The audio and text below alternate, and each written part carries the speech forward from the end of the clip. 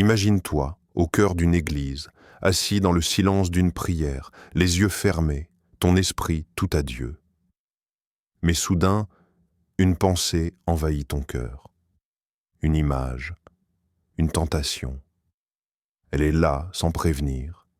Et tu te rends compte que tu n'es plus seulement en train de prier. Tu te bats. Mais tu es seul dans cette bataille, ou pas? Cette lutte, tu la connais sûrement. Les pensées sexuelles qui s'immiscent dans ton esprit te parasitent, te font douter de ta pureté, de ta foi. Chaque croyant est confronté à cette épreuve à un moment donné. Mais pourquoi en parler si ouvertement? Parce que, cher ami, il y a une solution. Une solution non seulement spirituelle, mais radicale. Dans cette vidéo, nous allons explorer ensemble comment éliminer ces pensées de l'esprit, à travers des principes bibliques puissants et une histoire qui, peut-être, résonnera profondément en toi. Es-tu prêt à découvrir la clé qui peut te libérer de ce tourment mental? Tu n'es pas seul dans cette lutte. Regarde, prie, écoute et découvre le chemin de la victoire. Le piège du regard. L'histoire, il était une fois, un jeune chrétien nommé Élie, un homme dévoué à Dieu, assidu dans sa prière, fidèle dans son service à l'Église. Chaque jour, il se levait avant l'aube pour méditer la parole, pour chercher la présence de Dieu, et sa vie semblait en harmonie avec les principes du Christ. Il se gardait pur, suivant les préceptes de la foi, et rêvait de trouver un jour une femme qui partagerait ce même amour pour Dieu. Mais un dimanche particulier, alors qu'Élie était assis au fond de l'église, une visite inattendue allait troubler sa paix intérieure. Alors que l'assemblée chantait, une femme entra dans la salle. Elle n'était pas vêtue de manière provocante, rien d'indécent. Mais sa beauté, sa grâce, son regard, tout en elle semblait imprégné de lumière, et cela frappa Élie comme un coup de vent. Son cœur battit plus fort. Il se concentra sur la prière, ferma les yeux, cherchant à se concentrer sur Dieu. Mais, à chaque respiration, une pensée intrusive venait perturber sa prière. Il essaya de chasser ses pensées, mais elles revenaient encore et encore. Elle était là, assise devant lui, et son image se gravait dans son esprit. Ce n'était pas un péché évident, il n'avait pas agi. Il ne s'était pas levé pour la suivre, ni n'avait porté de paroles déplacées. Mais dans les profondeurs de son cœur, une lutte avait commencé. La tentation ne l'avait pas encore touché physiquement. Elle l'avait attaqué à un endroit plus subtil, plus profond, son esprit. Et là, dans son esprit, la guerre se livrait. C'était un combat qu'il n'avait pas vu venir. Ses yeux se fermaient, mais son esprit restait éveillé. Les pensées de désir, de curiosité, les images de la beauté de cette femme envahissaient sa vision intérieure. « Je ne dois pas penser à cela », se répétait-il. « Je dois garder mes pensées pures, sanctifiées pour Dieu. » Mais plus il résistait, plus les images persistaient. La tentation ne l'avait pas touché physiquement, mais elle l'avait pris en pleine âme, là où il pensait être fort. Cette scène pourrait être celle de n'importe quel croyant. Pas nécessairement dans les faits, mais dans le ressenti. Combien d'entre nous avons-nous vécu ces moments où, malgré notre engagement envers Dieu, nos pensées nous échappent, se laissant séduire par une image, un souvenir, une pensée fugace? Cela commence souvent de manière subtile, comme un murmure doux dans notre cœur. Mais l'effet est dévastateur. Le regard devient un piège. La Bible nous avertit dans Matthieu 5, 28. « Si quelqu'un regarde une femme pour la convoiter, il a déjà commis l'adultère avec elle dans son cœur. » Ces mots sont percutants, et bien qu'ils puissent sembler sévères, ils révèlent une vérité profonde. Dieu, dans sa sagesse, ne considère pas seulement l'action extérieure, mais aussi l'état de notre cœur. Une pensée n'est pas qu'une simple pensée, elle est le début d'un chemin qui peut mener à l'éloignement de Dieu. Ce que tu laisses pénétrer dans ton esprit peut contrôler ton âme. Un simple regard, un seul instant de désir non maîtrisé peut déclencher une bataille intérieure d'une intensité inimaginable. Élie pensait qu'il pouvait se contrôler, qu'il pouvait juger les pensées de son cœur sans danger. Mais au fur et à mesure que la tentation grandissait, il comprenait quelque chose de plus profond. Il n'était pas seulement confronté à une simple tentation. Il était en train de se battre contre quelque chose de plus vaste, une lutte spirituelle invisible. Le piège du regard est une forme subtile de péché. On ne le voit pas dans les actions extérieures, mais il s'enracine profondément dans l'âme. Et c'est là que réside la véritable bataille. Pas simplement dans ce que nous faisons, mais dans ce que nous laissons grandir dans nos pensées. Nous ne vivons pas dans un monde sans tentation. Et chaque jour, nous sommes confrontés à des situations similaires. L'image de cette femme n'était qu'un exemple. Mais combien de fois avons-nous été tentés, sans le savoir, par un regard, une scène, une pensée? Tout semble innocent, tout semble sous contrôle, mais ce n'est pas toujours le cas. Nous devons comprendre que la pureté de notre cœur commence par le contrôle de nos pensées. Les pensées invisibles sont plus puissantes que les actions visibles. C'est dans notre esprit que le combat commence.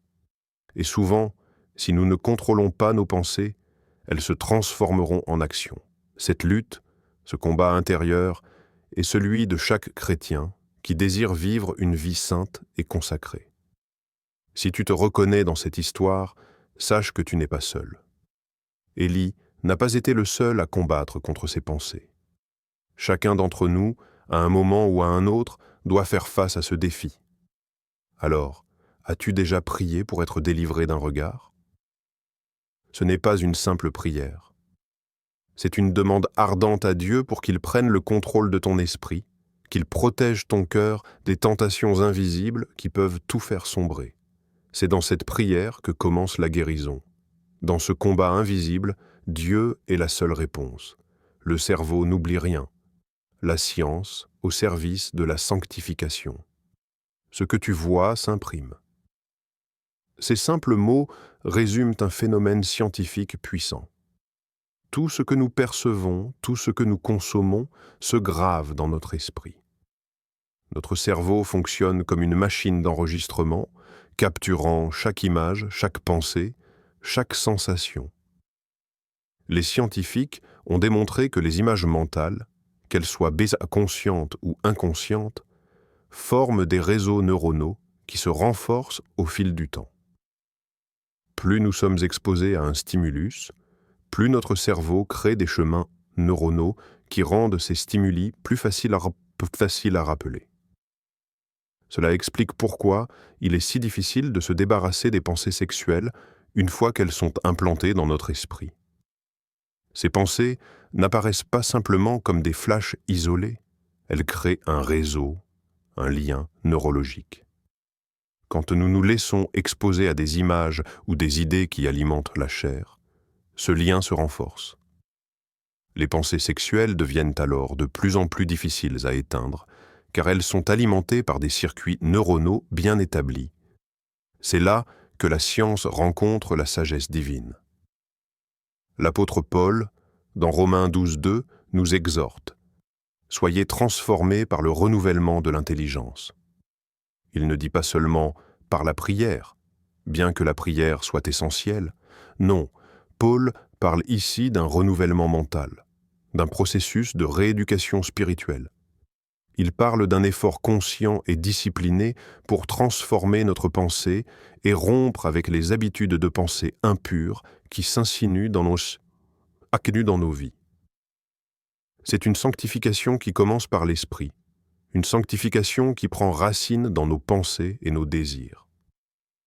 La sanctification, selon Paul, n'est pas simplement un acte de foi instantané, mais un processus actif et continu. Il s'agit de combattre chaque pensée, chaque vision, chaque désir qui cherche à s'installer dans notre cœur. Ce processus exige une discipline de l'esprit, une discipline mentale.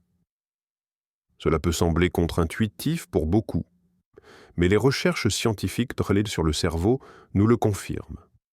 La discipline mentale est essentielle pour vaincre les pensées négatives, notamment celles de nature sexuelle.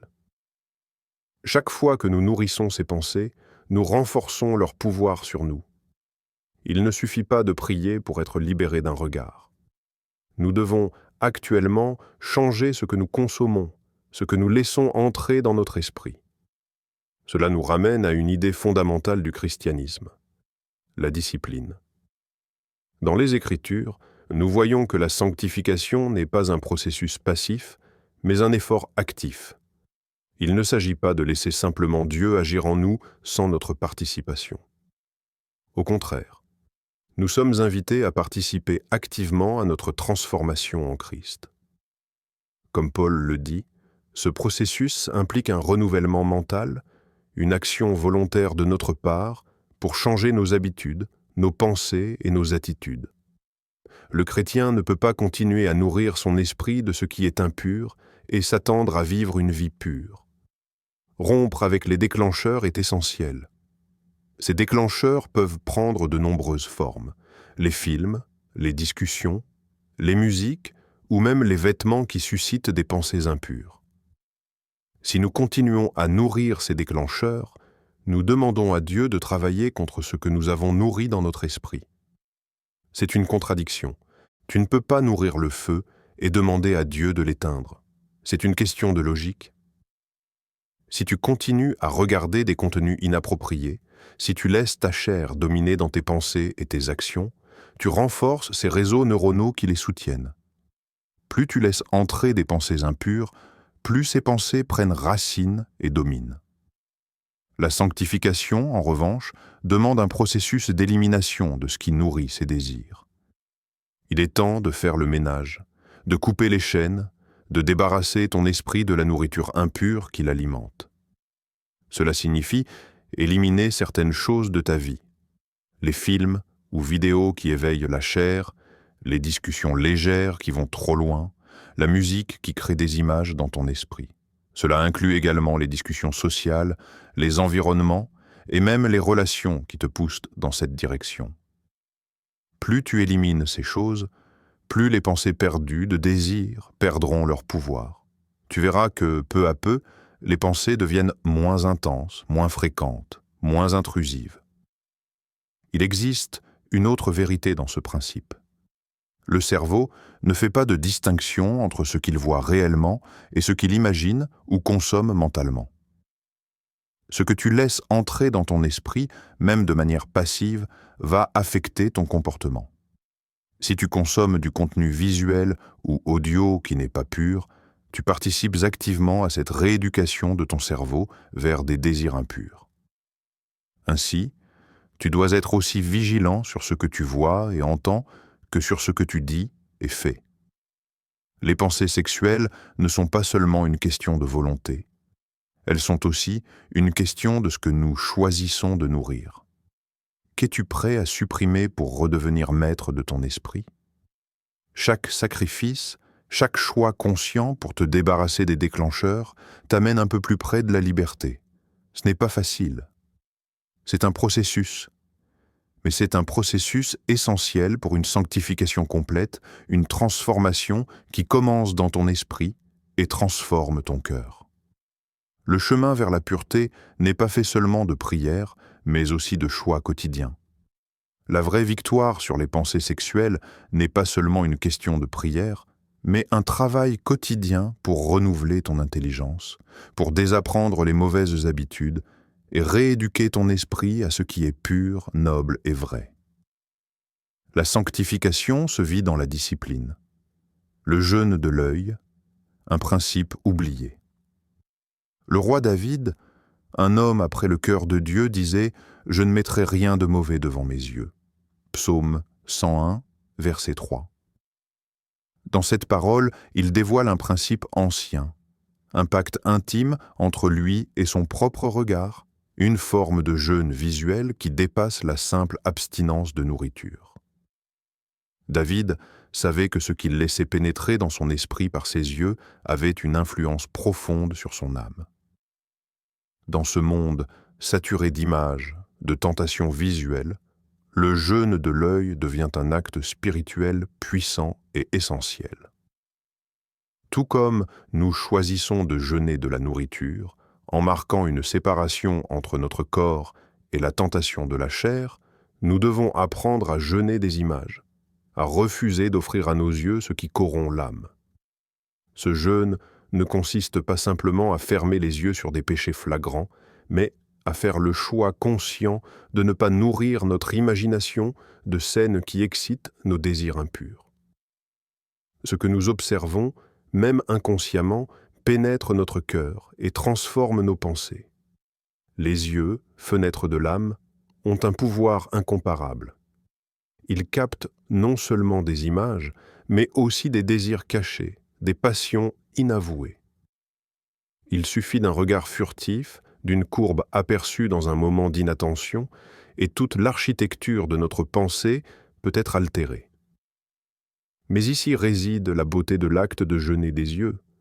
Chaque fois que tu détournes ton regard d'une image qui pourrait souiller ton esprit, tu fais une offrande à Dieu. Ce n'est pas un simple acte de discipline, mais un acte de consécration. Fermer les yeux, détourner le regard est un acte de foi. C'est une déclaration, un cri du cœur qui dit « Je préfère la sainteté de mon âme à la satisfaction temporaire de mes sens ». C'est un geste de renoncement, mais aussi de guérison. Chaque fois que tu refuses de regarder, tu choisis la pureté intérieure. Ton cœur retrouve sa paix et ton esprit se libère de l'emprise de la tentation. Le jeûne visuel n'est pas simplement une discipline mentale, mais un acte de légitimer le contrôle sur ce que nous laissons entrer dans notre esprit. Le cinéma interne, nourri par des images impures, devient un lieu de bataille où l'Esprit Saint ne peut plus opérer pleinement. C'est là que réside la clé de la pureté. Nous devons nous séparer des images qui corrompent et honorer le sacré en nous en protégeant nos regards. Refuser à tes yeux le droit de t'exciter est plus qu'une simple règle morale. C'est un acte d'adoration. Chaque détour de regard, chaque moment où tu fermes les yeux pour ne pas succomber à la tentation, c'est une prière silencieuse. Le jeûne visuel redonne au cœur sa pureté, car c'est en rejetant ce qui le souille que nous lui rendons sa forme divine. Ce n'est pas une simple résolution à tenir, c'est une offrande constante. Cela va au-delà du simple fait de ne pas regarder.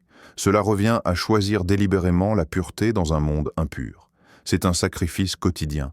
Chaque fois que tes yeux cherchent à se poser sur des désirs futiles ou éphémères, tu fais le choix de t'élever vers quelque chose de plus élevé, de plus saint. En refusant ces tentations visuelles, tu rends hommage à la grandeur de Dieu et de ses promesses. Ce n'est pas un renoncement pour le plaisir de renoncer, mais une transformation profonde qui nourrit une relation plus pure avec lui.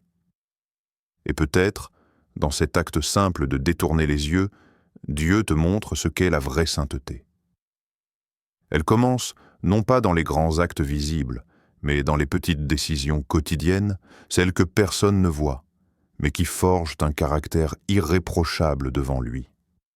Et si la sainteté commençait par ce que tu refuses de regarder? Chaque fois que tu choisis d'obéir à cette petite voix intérieure qui te dit « Ferme les yeux, détourne ton regard », tu fais plus que résister à une tentation passagère.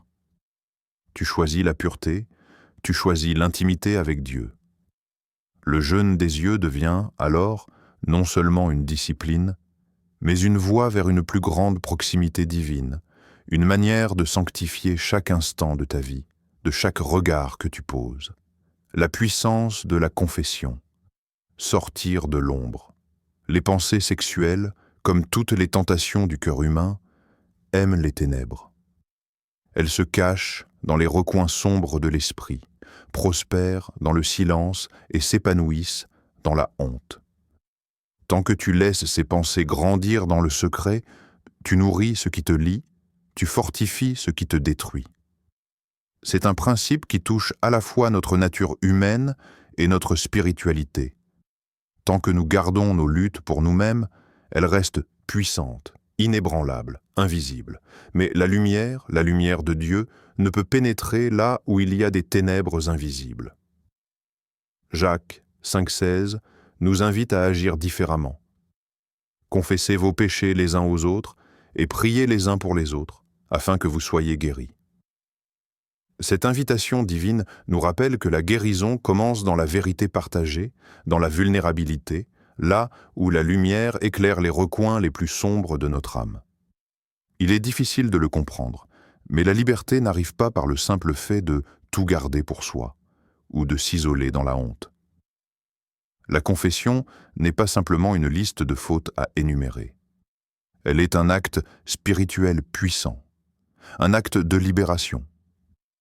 Il ne s'agit pas juste de se dire « je vais prier et tout va disparaître ». Non, souvent la sexualité non maîtrisée, cette lutte invisible contre les pensées impures, n'est pas un démon qu'on chasse par une prière enflammée. C'est une chaîne rouillée qui se brise lentement, lien après lien. Mais ces liens ne se brisent pas dans le silence. Ils se brisent dans l'action de la confession, dans l'exposition de ce qui reste caché. Nous avons besoin de l'autre. Le corps du Christ est fait pour cela, pour être un refuge, un lieu où tu peux trouver compréhension, soutien et guérison. Trouve un frère ou une sœur en Christ, quelqu'un de mature dans la foi, quelqu'un qui saura non seulement écouter, mais aussi prier avec toi, te relever dans tes moments de faiblesse. Le simple acte de dire « je lutte » brise déjà un premier lien de l'ombre. Cette parole, simple mais puissante, ouvre la voie à la lumière. Ce n'est pas une parole de honte, mais une parole de libération. Dans cette confession, il ne s'agit pas seulement de partager un fardeau, mais de résister au diable. En mettant cette lutte à jour, tu te soumets à Dieu dans un acte d'humilité et de foi. Le diable ne peut plus te manipuler dans les ténèbres. La vérité t'en libère. Il ne peut plus te tenir captif de cette honte secrète qui te lie. L'isolement est brisé par la communion, et là, dans l'ouverture, la guérison commence. Ce processus est long, parfois difficile, mais il est essentiel. Il est important de comprendre que la guérison spirituelle ne se fait pas dans un instant magique, mais dans un processus continu de lumière et de discipline. Chaque parole prononcée dans la vérité, chaque prière partagée, chaque moment où tu choisis de briser le silence te rapproche de la liberté. Ce n'est pas une prière instantanée qui éliminera toutes tes luttes, mais une discipline spirituelle soutenue. La confession devient alors un pont vers la guérison. Chaque mot, chaque acte d'humilité t'aide à briser les chaînes, à avancer vers une liberté nouvelle. C'est là toute la puissance de la confession. Elle nous ramène à une relation authentique avec Dieu et les autres. Elle nous fait sortir de l'ombre de la honte et de l'isolement. La lumière de Dieu chasse les ténèbres, et les liens sont brisés un à un. À qui pourrais-tu confier ta lutte pour en sortir enfin? Ce n'est pas seulement un appel à la confession, mais un appel à la communion, à une relation authentique avec ceux qui partagent la même foi. La guérison ne vient pas par l'isolement, mais par la lumière de la vérité partagée et la prière commune. Où es-tu prêt à dévoiler ce qui te lie pour enfin marcher librement? L'adoration comme arme de guerre. Tu veux éteindre une pensée sexuelle? Allume un feu plus fort. Ce feu, c'est l'adoration. Quand tu choisis de louer Dieu, tu ne fais pas simplement une déclaration de foi, tu fais une révolution intérieure. L'adoration est une arme spirituelle puissante, une flamme qui consume tout ce qui s'oppose à la pureté.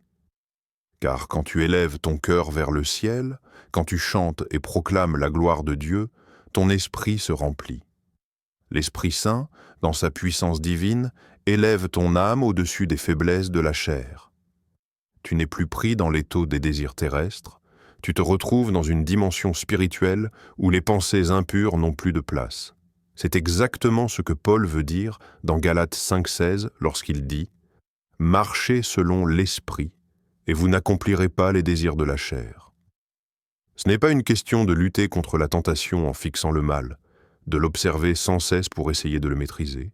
Non, tu ne combats pas le mal en l'analysant à l'infini. Tu le remplaces par quelque chose de bien plus puissant. L'adoration n'est pas un simple acte religieux, c'est une puissance libératrice qui remplace la tentation par la présence de Dieu.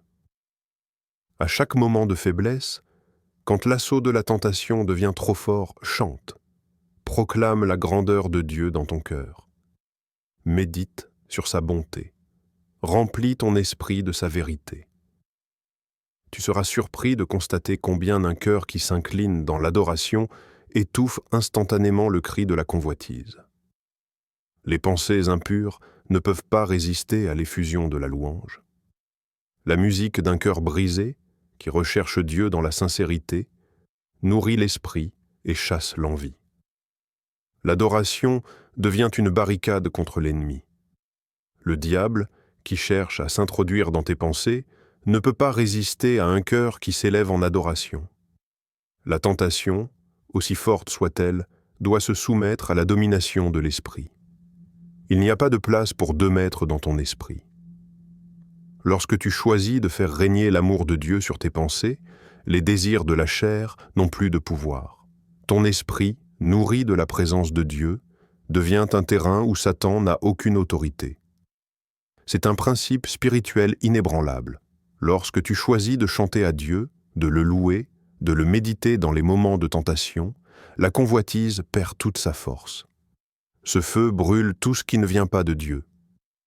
Et si la clé de ta victoire n'était pas de lutter contre ton désir, mais de l'aimer plus que ton propre désir? Si la clé, c'était de désirer Dieu plus que ce qui t'attire temporairement? L'adoration, ce feu divin, transforme ta soif.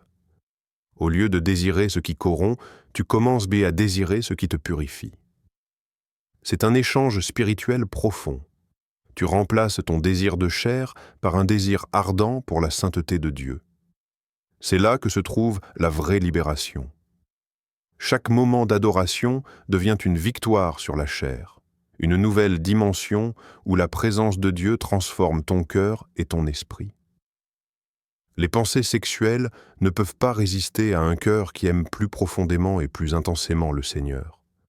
Quand tu choisis d'aimer Dieu plus que tes propres désirs, tu te connectes à une force divine, une puissance qui transforme chaque pensée et chaque émotion.